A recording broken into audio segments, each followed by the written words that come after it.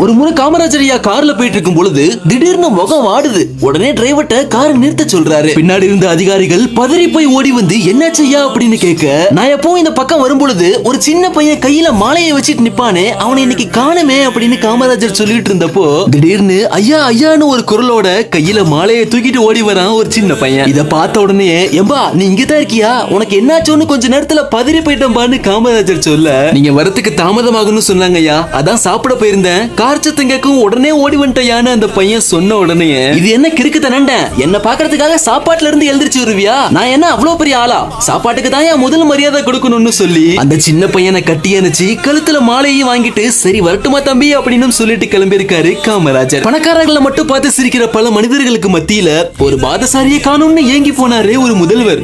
அப்பேற்பட்ட பெருந்தலைவர் காமராஜருடைய பிறந்த நாளுங்க இன்னைக்கு. அன்பின் கருவி இதயம் என்றால்